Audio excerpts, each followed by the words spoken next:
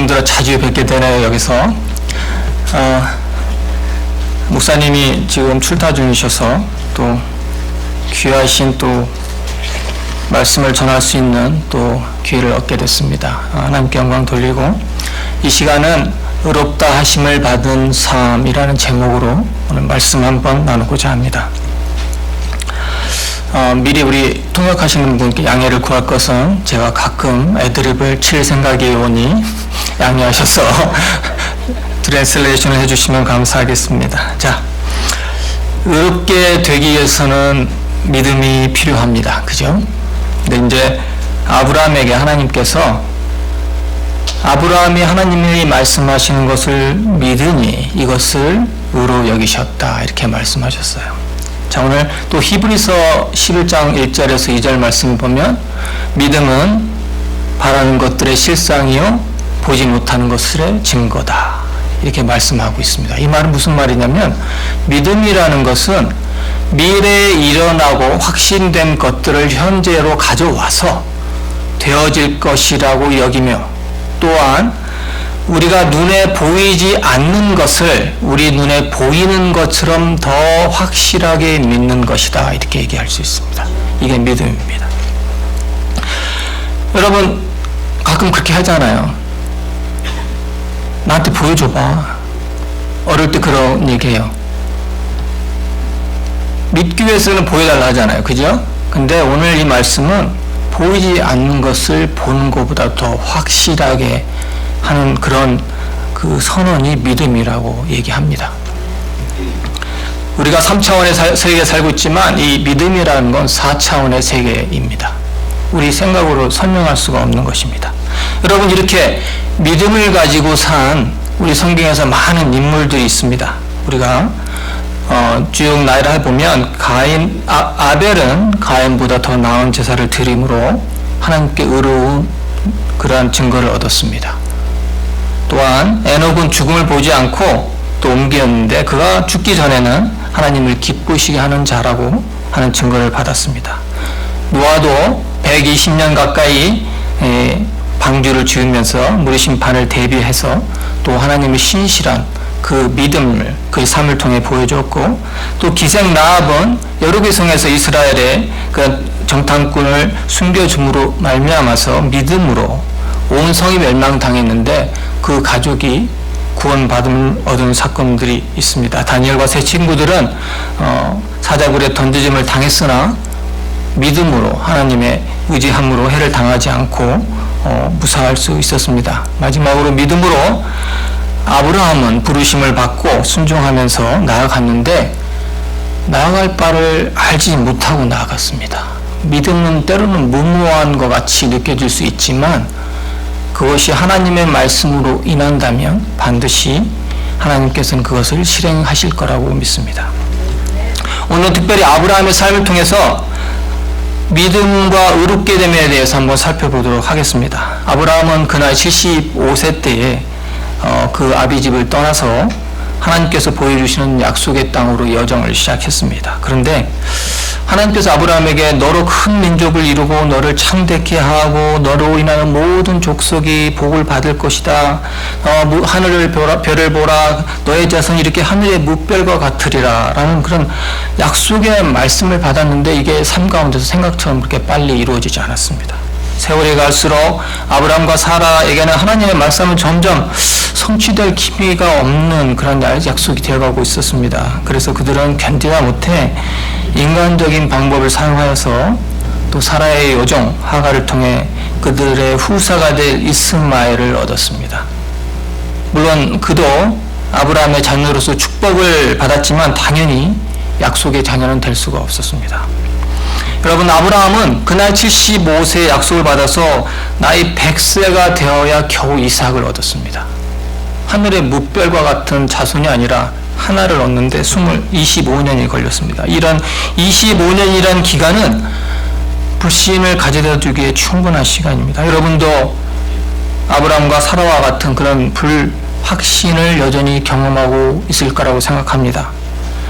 왜냐하면 사탄은 그 의심의 씨앗을 여러분의 마음 가운데 몰래 심어놓고 마치 여러분을 위하는 척, 그 거짓과 술수행에 능한 자이기 때문입니다. 사탄은 여러분께 속삭입니다. 아니, 내가 이렇게 힘든데 하나님 어디 계시는 거야? 내가 이렇게 절망 가운데 있는데 왜 나를 안 도와주시지? 거봐, 하나님이 없는 거잖아. 내가 진짜 이게 필요한데 왜 하나님은 나한테 응답을 하지 않는 거야? 하나님은 없으신 거야. 다른 방법이 있을 거야. 다른 방법을 찾아봐. 이런 속삭임에 능한 자입니다. 여러분, 의심하는 자는 항상 실패할 수밖에 없습니다. 여러분, 마태복음 14장에는 무리의 예수님이 무리를 걷는 사건이 나옵니다. 제자들이 예수님을 떠나서, 예수님은 이제 뒤로 남으셔서 기도하러 가시고, 제자들은 예수님을 따라서 자기들끼리 배를 몰고 이 바다 한가운데서 이제 바다를 건너기 위해서 가고 있었는데, 풍랑이 막 일고 너무 바다가 막 배가 넘어질 것 같은 위기에 처해 있었습니다. 그때 누군가 멀리서 걸어오고 계셨어요. 제자들이 그걸 보니까 이게 귀신인 줄 알았는데 예수님이셨던 거예요. 베드로가 그중에 성격이 제일 급하잖아요. 주님, 저도 주님께 이 무리를 걸어서 걷고 싶어요. 그러니까 예수님 오라 하십니다. 이 베드로가 뱃사람이지 않습니까? 배에서 나가면은 당연히 물에 빠진 줄 아는데 담대하게 예수님을 보고 걸어갑니다. 그런데 걸어가다가 바람이 심하게 불어서 그만 물에 빠지고 맙니다. 예수님이 이제 빠져가는 그를 붙잡으면서 이 믿음이 적은 자여 왜 의심하였느냐라고 참 안타까워하셨습니다. 여러분, 의심이라는 것은 여러분들이 예수님께 더 가까이 다가가지 못하게 합니다. 여러분, 예수님 말고 다른 방법이 있다고 바람처럼 여러분의 시선을 빼앗습니다. 그래서 결국은 그 바람의 방향을 따라가다가 이렇게 깊은 실패의 늪으로 빠질 수밖에 없습니다. 여러분들, 그렇다고 이렇게 믿음만 가지고 무조건 믿으면 모든 것이 내 뜻대로 되느냐? 좋은 결과 가져올 수 있느냐? 그렇지도 않아요. 우리 학생들 여기 있지만 우리 학생들 공부 하나도 않고 나는 시험을 잘 칠 수 있다. 놀고 나면 시험을 잘 칠 수가 있겠습니까? 아니죠. 해야 할 일에 산더미 쌓였는데 부엌에 가보면 설거지거리가 아주 산더미 차였는데 누군가는 해주겠지. 내일 아침에 보면 깨끗해질 거야. 자고 일어나면 어떻습니까? 파리만 잔뜩 꼬여있죠. 그렇습니다. 세상의 문제들은 그냥 무조건 내가 기다리고 믿는다고 성취되지 않습니다. 그냥 문제는 여전히 여러분 앞에 있어요. 그러나 하나님의 말씀, 하나님의 약속의 말씀은 때가 되면, 하나님의 때가 되면, 그것이 25년이 될 수도 있고 평생 우리 사는 가운데 아닐 수도 있지만 언젠가는 이루어집니다. 우리 청년들 지금 이제 25살이 조금 왔다 갔다 하는데, 여러분들 아직 시작도 안 했어요. 아브라함이 25년을 기다렸거든요. 여러분 앞에, 또 우리 성도들 앞에 앞으로 하나님이 얼마나 오랜 기간 동안 여러분을 기다리게 하실지 모릅니다. 그렇지만 믿어야 합니다. 믿음은 늘 하나님의 그 이루심을 가져오기 때문입니다. 자, 오늘 읽었던 본문 5장 1절 말씀을 다 같이 한번 읽어보도록 하겠습니다. 그러므로 우리가 믿음으로 의롭다 하심을 받았으니 우리 주 예수 그리스도로 말미암아 하나님과 화평을 누리자. 여러분, 예수 그리스도의 믿음으로 의롭다 하심을 얻었다는 것은 그 법원에서 재판장이 최종으로 너는 무죄 땅땅땅 치는 거랑 똑같아요. 우리의 재판장 되신 하나님께서 여러분을 의롭다고 선언하신 겁니다. 그런데 이게 한 분만 선언한 게 아니고 그리스도가 증인이 되시고 성령께서 그거를 보증하고 계세요. 뭐 더 이상 필요 없잖아요.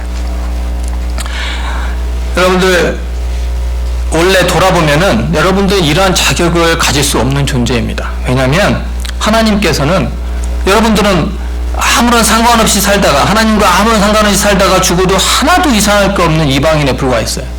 왜냐하면 하나님께서는 그 이스라엘을 택해서 자신의 백성을 삼고 이 이스라엘은 나의 백성이고 나는 그의 하나님이 되리라고 약속을 하셨어요. 그런데 이스라엘이 도리어 이 하나님을 배반하고 하나님 앞에서 넘어짐으로 인해서 하나님의 은혜가 우리한테까지 미친 겁니다. 그리고 그 결과로 그 은혜로 선택받은 여러분이 그 선택받은 이스라엘 백성과 그리스도의 피로 약속의 자녀가 되고 그들과 연합해서 믿음의 상속을 받을 수 있는 하나님 아버지를 성령 안에서 아버지라 부르고 나아갈 수 얻게 된 자격을 얻게 된 겁니다. 하나님 앞에 나아가서 하나님을 아버지라고 부를 수 있다는 것은 여러분 굉장히 놀라운 일입니다. 여러분들 하나님의 자녀가 됐다는 의미잖아요. 종의 신분에서 양자의 신분을 얻은 겁니다. 더 이상 죄로 인해서 하나님과 불편한 관계에 있지 않고 아버지와 자녀 같은 그 편안함, 화평스러운 관계가 된 겁니다.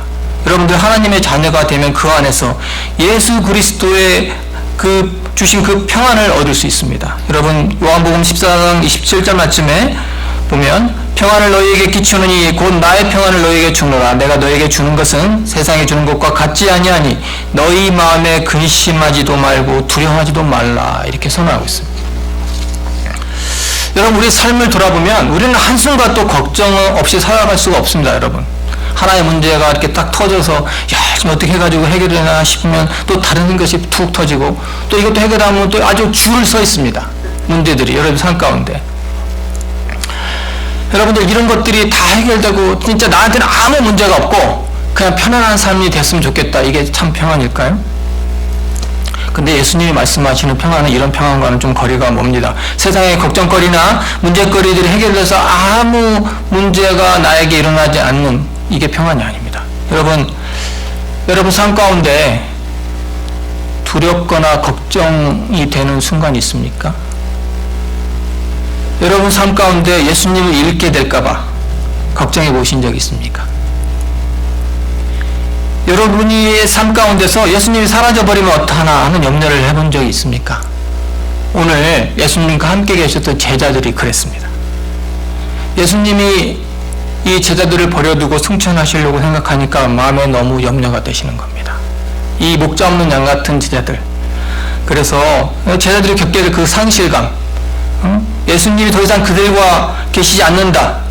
그 남겨진 자의 상실감을 예수님께서 미리 아시고 이제 예수님께서 제자들에게 보혜사 성령님을 보내주셔서 너희들과 함께 계시니 그때에 너희는 함께 주신다고 약속의 말씀하시면서 하신 말씀이 바로 평안하라 이 말씀입니다. 여러분과 지금도 동행하시는 성령님, 보혜사 성령님, 예수님을 대신해서 예수님의 이름으로 이 땅에 보내신 성령님이 여러분과 함께 계시는 그 상태가 바로 평안입니다. 계속해서 5장 2절 말씀을 보겠습니다. 또한 그로 말미암아 우리가 믿음으로 서 있는 이 은혜에 들어갔으며 하나님의 영광을 바라고 즐거워하느니라. 여러분 예수 그리스도를 믿음으로 의롭다 하심을 받아서 그 소망 가운데 있다면 여러분들은 예수 그리스도의 은혜 가운데 머무르고 있는 겁니다. 여러분 은혜 가운데 머무른다는 것은 내가 가진 세상의 모든 집을 십자가 앞에 내려놓고 그 인도하심에 나를 맡기는 겁니다. 여러분 머문다는 것은 무엇입니까? 이렇게 풀고 쉼을 얻을 준비를 하는 거잖아요. 우리 어디 가서 여행을 가다가 머물 곳에 있으면 옷도 벗어 제끼고 짐도 내려놓고 쉬잖아요. 그죠? 근데 우리 삶을 가만히 보면 예수님이 끄는 마차에 올라타 있는데도 여전히 머리 위에 우리의 짐을 지고 있는 그 모습이 있다면 얼마나 우스운 일이 되겠습니까? 예수님께서 말씀하십니다. 수고하고 무거운 짐진 자들아 다 내게로 오라. 내가 너희를 쉬게 하리라. 나는 마음에 온유하고 겸손하니 나의 멍에를 베고 내게 배우라. 그리하면 너의 마음에 쉼을 얻으리니 내 멍에는 쉽고 내 짐은 가벼우니라. 이렇게 말씀하고 있습니다. 여러분 즐거운 날을 기대되죠? 소풍 가는 날, 또 졸업식 하는 날, 또 취직되어서 처음으로 직장 가는 날, 이런 날, 또 아기가 있으면 아이가 태어나는 날, 이렇게 좋은 날들은 기대가 많이 되지 않습니까? 제가 아는 그 가정이 하나 있는데요. 이 가정은 미국에 와서 이렇게 어떻게 보면 이민 가방 2개 딱 들고 왔어요. 이제 남편은 이렇게 운동을 하는 사람인데 굉장히 이렇게 노는 걸 좋아하고, 근데 이제 아무 대책이 없다 보니까 어렵지요. 그죠? 미국에 정착하기가. 근데 이제 둘이서 열심히 해서 이제 안정적인 삶을 살게 되고, 이제 마침내 이제 한국을 몇 번 왔다 갔다 드나들 수 있는 때까지 갔어요. 근데 이제 한 번은 이제 남편이 혼자 한국을 갔다 오게 됐습니다. 근데 이제 남편이 밥을 먹을 때마다 자기도 모르게 입가에 미소가 흐르더랍니다. 아내를 두고 혼자 한국 가서 오래간만에 친구들과 실컷 어울 생활하니까 자기도 모르게 밥을 먹이면서 이렇게 즐거운 미소가 지어진 것인데요. 여러분, 여러분들이 예수님의 은혜 가운데 머무르게 되면 이렇게 여러분들도 모르게 삶 가운데서 여러분의 그 입가에 미소가 지어지게 돼 있어요. 여러분들의 은혜가 여러분들 가운데 있는지 없는지 확인해 보려면 이거 한번 보면 됩니다. 내가 매일 화를 내고 있는가? 내가 맨날 짜증을 내고 있는가? 내가 맨날 불평이 있는가? 은혜 가운데 있지 않는 거예요. 은혜 가운데 있으면 입가에 미소가 흐르게 돼 있어요. 여러분, 그 은혜가 여러분의 삶을 변화시킵니다. 은혜가 여러분들의 기대를, 여러분 많이 기대하면 기대할수록 여러분들 어떨 때 사람은 실망하게 돼요. 그죠? 근데 하나님의 그 안에, 은혜 안에서 기대는 더 풍성해지고 더 만족스럽게 됩니다. 자, 오늘 또 이어서 3장 4절 말씀을 보죠. 다만 이뿐 아니라 우리가 환난 중에도 즐거워하나니 이는 환난은 인내를, 인내는 연단을, 연단은 소망을 이루는 줄 아니로다. 여러분, 인생은 호사다마라고 좋은 일 있으면 항상 안 좋은 일도 있죠. 그죠? 그리고 또 내가 즐거울 거리가 있으면 옆에서 그것을 또 가만히 안 둬. 못마땅해 해갖고 어떻게 좀 안 되게 하려고 그래. 여러분들도 예수님을 믿고 내가 좀 기뻐하려고 하는데 이 기뻐하는 게 내버려 두질 않아. 이 고난이 항상 찾아와요. 그런데 하나님의 자녀로 그리스도와 함께 후사된 여러분은 그와 함께 영광을 받기 위해서 고난도 함께 받아야 된다. 이렇게 사도 베드로도 이렇게, 사도 바울도 이렇게 말씀하고 있어요. 여러분, 우리가 예수님을 따라가잖아요. 근데 예수님의 삶을 가만히 보면 영광도 있지만 뭐도 있어요? 고난도 있어요. 그러니까 예수님의 발자취를 따라가는 사람은 고난과 영광을 겪는 게 당연합니다. 여러분들, 사도 베드로도 이런 시험거리에 대한 이런 것들 말씀을 하시는데, 이것들 사도 베드로는 이 고난을, 시험을 이상히 여기지 말고 그리스도에 참여하는 것이라 생각하고 즐거워하라고 권면하겠어요. 여러분한테 오는 고난은 그리스도께서 겪은 고난에 여러분이 참여하고 있는 겁니다. 여러분, 우리가 믿는 그 믿음 말씀에 서 있으려고 해도 사단은 늘 저희를 방해하고 저희를 또 예수님의 그 믿음에서 멀어지게 하려고 늘 저희를 도전하고 또 저희들을 방해합니다. 여러분, 그 사자 있잖아요. 맹수의 왕 사자. 이게 쫙 버티고 있으면 멋있잖아요. 그죠? 네. 뭔가 좀 있을 것 같고. 근데 사자의 그 위험 뒤에 이 사자는 내가 그 위험을 지킬 때 그 모습이 유지됩니다. 여러분, 사자가 좀 약한 모습이라도 보이고 좀 상처를 입으면 늑달같이 그 주위에서 그 자리를 차지하기 위해서 목숨을 건 도전이 이어집니다. 여러분, 우리도 마찬가지입니다. 우리가 이 믿음 위에 서 있기 위해서는 이 사탄에 늘 도전이 있다는 거에 대해 또 늘 인식을 하고 있어야 됩니다. 여러분, 이런 시험은 제가 한번 비유를 하자면, 여러분들 그 큰 물통에다가 우리 흙 같은 걸 이렇게 넣고 이렇게 막 흔들잖아요. 그죠? 이와 비슷해요. 시험은 사탄이 우리 인생을 잡고 쥐어 흔드는 겁니다. 쥐어 흔들어요. 그럼 어떻게 돼요? 위에 것은 이렇게 좀 찌꺼기는 위에 뜨고 나머지 것은 밑으로 가라앉지 않습니까? 우리 인생에서 중요한 것이 무엇인지 깨달을 수 있게 해요. 시험은 우리 인생을 흔들어서 찌꺼기를 건져낼 수 있는 기회를 줍니다. 어떤 게 진짜인지 가려낼 수 있는 기회를 주는 게 바로 이 시험입니다. 이 시험을 통해서 우리는 그 스스로를 바라보고 스스로를 정화시킬 수 있는 그 기회를 얻게 되는 겁니다. 여러분, 우리가 이제까지 이 기뻐하는 소망이 무엇입니까? 우리 찬송가 488장에 보면 이 몸의 소망이 무엇인가 우리 주 예수뿐일세 우리 주 예수밖에는 믿음이 아주 없도다. 주 나의 반석이시니 그 위에 내가 서리라 그 위에 내가 서리라. 우리 이 찬송을 작곡하신 목사님은 그가 이게 아주 유명한 가구 공장을 경영했는데 말년에 하나님의 은혜를 받고 자기가 소명을 받아서 사역자로서 하나님 그 일들을 하는 그 영국 목사님이 작곡하신 건데, 작사하신 건데, 그분은 이렇게 고백하고 있습니다. 나의 삶의 소망은 오직 예수 그리스도 뿐입니다. 여러분, 믿는 자들에게 환난은 인내와 연단의 과정을 거쳐서 소망에 이르게 합니다. 이 과정은 소망을 온전히 바라기 위해서 여러분에게 힘을 빼는 과정이기도 합니다. 여러분, 힘을 뺀다는 것은 여러 분야에서 참 중요하죠.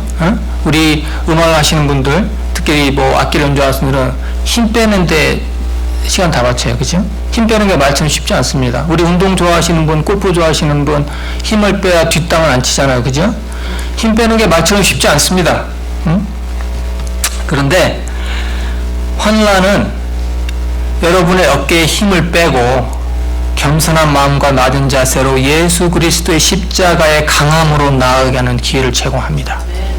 기쁘게 받아들여야 합니다. 자, 5절 말씀 보겠습니다. 소망이 우리를 부끄럽게 하지 아니하면 우리에게 주신 성령으로 말미암아 하나님의 사랑이 우리 마음에 부은 바 됨이니. 여러분, 세상에는 참 사랑에 대한 담론이 무성하죠. 사랑은 어떻다, 사랑은 이렇다, 사랑을 어떻게 해야 한다. 그러나 하나님을 알지 못하고 사랑을 논할 자격은 아무도 없습니다. 사도 요한 1서에서 하나님의 사랑에 대해 이렇게 얘기하고 있습니다. 제가 이제 프린터를 나눠드렸는데요. 사랑하는 자들아, 우리가 서로 사랑하자. 사랑은 하나님께 속한 것이니 사랑하는 자마다 하나님으로부터 나서 하나님을 알고 사랑하지 아니하는 자는 하나님을 알지 못하나니 이는 하나님은 사랑이심이라. 하나님의 사랑이 우리에게 이렇게 나타나신 바 되었으니 하나님이 자기의 독생자를 세상에 보내심은 그런 말미암아 우리를 살리려 하심이라. 사랑은 여기 있으니 우리가 하나님을 사랑한 것이 아니요 하나님이 우리를 사랑하사 우리 죄를 속하기 위하여 화목제물로 그 아들을 보내셨음이라. 사랑하는 자들아, 하나님이 이같이 우리를 사랑하셨은즉 우리도 서로 사랑하는 것이 마땅하도다. 우리가 고린도전서 13장에 보면 사랑에 대해서 많이 말을 하고 있죠. 사랑은 오래 참고 온유하며 성내지 아니하며 모든 걸 바라고 견디느니라, 이렇게 얘기하는데, 이 고린도전서 13장은 사랑의 행태에 대해서 말을 하고 있지만 방금 읽은 요한 1서의 말씀은 사랑의 본질에 대해서 말씀하고 있습니다. 여러분, 사도 바울은 하나님의 사랑이 여러분의 마음에 부어졌다고 했습니다. 마음에 부어졌다는 것은 여러분의 마음이 하나님의 사랑으로 가득 채워져서 그 사랑에 푹 잠겨 있다는 겁니다. 여러분, 시궁창에 빠진 사람들은 몸에서 시궁창 냄새가 나지 않습니까? 그러면 여러분들, 하나님의 사랑에 빠진 여러분들은 그 마음에 사랑의 향기가 나와야 합니다. 우리가 예수 그리스도의 그 사랑에 푹 빠져 있음에도 시궁창에 들어갔다가 사랑에 들어갔다가 이 전혀 이 근원을 알 수 없는 냄새를 풍기는 사람이 얼마나 많이 있습니까? 여러분, 사랑은 주는 것입니다. 주는 사람은 불평하지 않아요. 아, 내가 왜 이걸 주지? 이걸 주지? 그러지 않습니까? 않잖아요. 아, 뭘 더 줄까? 아, 이걸 주면 그 사람이 얼마나 기뻐할까? 사랑은 주는 겁니다. 만약에 극단적으로 부모가 자녀에게 뭔가를 바란다면 사랑이 아닙니다. 남편과 아내가 서로에게 무언가를 바라고 있다면 사랑이라고 말할 수 있을까요? 사랑은 뭔가 주고 싶어 하는 마음이잖아요. 나에 있는 모든 건 아닌데 예수 그리스도께서는 다 주셨어요. 그의 목숨까지도 아낌없이 주셨습니다. 이게 사랑에 우리가 푹 젖어야 될 이유입니다. 우리는 예수 그리스도로 인해서 이 사랑에 대해서 깨닫고 이 사랑이 무엇인지 알게 됐습니다. 또한 사랑은 그 대상을 부끄럽게 여기지 않는 것입니다. 여러분, 내가 이렇게 우리 좋은 사람이 있으면 이렇게 자랑하고 싶잖아요. 그죠? 예? 내가 우리 자녀들이 잘 되면 자랑하고 싶잖아요. 입이 근질근질해서 안 돼. 막 뭐라고 얘기해야 돼. 예? 사랑은 그런 거예요. 부끄럽게 여기지 않고 자랑하는 거예요. 그래서 하나님도 이렇게 말씀하셨어요. 누구든지 사람 앞에서 나를 시인하면 나도 하늘에 계신 내 아버지 앞에서 그를 시인할 것이요. 누구든지 사람 앞에서 나를 부인하면 나도 하늘에 계신 내 앞에서 그를 부인하리라. 여러분들이 사람들 앞에서 예수 그리스도를 시인하는 그 순간 예수 그리스도께서 하나님 앞에서 여러분들을 보증하고 있는 겁니다. 오늘 결론의 말씀을 짓겠습니다. 결론의 말씀으로 제가 5장 6절 말씀을 에서 7, 8절 말씀을 한번 읽도록 하겠습니다. 우리가 아직 연약할 때에 그리스도 기약대로 그리스도께서 경건하지 않은 자를 위하여 죽으셨도다. 의인을 위하여 죽은 자가 쉽지 않고 선인을 위하여 용감히 죽은 자가 혹 있거니와 우리가 아직 죄인 되었을 때 그리스도께서 우리를 위하여 죽으심으로 하나님께서 우리에 대한 자기의 사랑을 확증하셨느니라. 여러분 인생 가운데 누가 제일 기억에 남으십니까? 저 같은 경우는 제가 진짜로 고난에 처했고 진짜 무기력한 그런 상황에 처했을 때 선뜻 다가와서 용기를 주고 나에게 힘을 준 그 사람을 기억합니다. 여러분 우리 고사성에 조광지처럼 말이 있지요. 젊은 날에 술지게와 겨로 끼니를 떼면서 같이 고생한 아내를 이르는 말인데 뭐 요즘 젊은이한테는 택도 없는 말이죠. 어려울 때 도와주고 어려울 때 나를 인정해주고 어려울 때 나를 외면하지 않는 사람을 우리는 반드시 기억합니다. 하나님 아버지께서는 여러분의 죄를 위해 예수 그리스도를 십자가에서 죽게 하시기까지 여러분을 사랑하셨습니다. 여러분이 연약하고 경건하지도 않고 심지어는 죄인의 모습을 했을 때 그 사랑을 보여주셨습니다. 그 사랑으로 여러분은 의롭다 여김을 받고 하나님의 자녀가 된 것입니다. 그러므로 이제부터 그 자녀가 된 주의를 누리고 예수 그리스도께서 다시 오실 날을 고대하면서 기쁜 마음으로 매 순간을 살아가시는 여러분이 되시기를 간절히 기도합니다. 기도하시겠습니다. 은혜가 풍성하신 하나님 감사합니다. 저희 삶 가운데서 예수 그리스도를 보내주심으로 제 삶이 하나님 앞에서 의롭다 하심을 여김을 받았습니다. 하나님 이제부터 저희가 하나님의 자녀로서 삶을 살아가게 하시고 그것들을 통하여서 세상에 그 사랑이신 하나님의 진한 향기를 내뿜을 수 있는 저희들 되게 하여 주시옵소서. 감사하며 예수 그리스도 이름 받들어 간절히 기도했습니다. 아멘.